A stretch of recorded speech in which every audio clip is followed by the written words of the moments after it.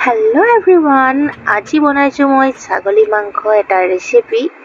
বাকী ইমান শিকাবলগীয়া একো নাই, ঘৰুৱা যিবোৰ সামগ্ৰী আছে সেইবোৰকে দি দিছোঁ আৰু বিশেষ খাম বুলি একো মছলা মই যোগাৰ কৰি নাৰাখোঁ, যি উপলব্ধ হয় তাকে দি দিওঁ। এয়া দেখিছেই চিকেন মছলাকে ঢালি দিছোঁ। একো কথা নাই, আপুনি সোৱাদটো ভালদৰে বনালেই হ'ল আৰু। পিঁয়াজ ফ্ৰাই কৰি হৈ গৈছিলে, তাৰপিছত মই দি দিছোঁ ছাগলী মাংস মেৰিনেট কৰি ৰখাখিনি। খুব বেছি মছলা নহয়, একদম নিমখ হালধি কাম দিয়ে।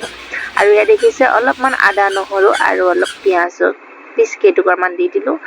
আৰু একদম ফাইনেল মছলা হিচাপে এইকেইটা যি দেখিছে সেইকেইটা হৈছে ফাইনেল মোৰ মছলা।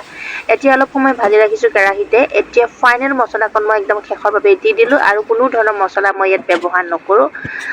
এতিয়া উতলি থাকোঁতে মই দি দিওঁ কুকাৰত বহাই, কাৰণ কুকাৰত যেতিয়া চিটি মাৰিব ইমান সময় ৰখি থাকিবলৈ দৰকাৰ নাই আৰু। তো দিলোঁ কুকাৰত বহাই, আৰু এতিয়া মই চিটি মাৰিবৰ বাবে দিলোঁ ঢাকনখন। আৰু ফাইনেলি চিটি আহি গৈছে।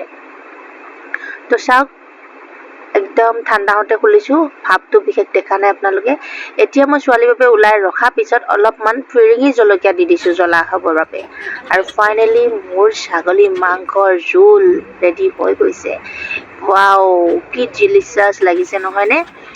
তো আপোনালোকে এনেদৰে কম মছলা দি খায়নে বাৰু? মই কিন্তু এনেদৰেই খাওঁ।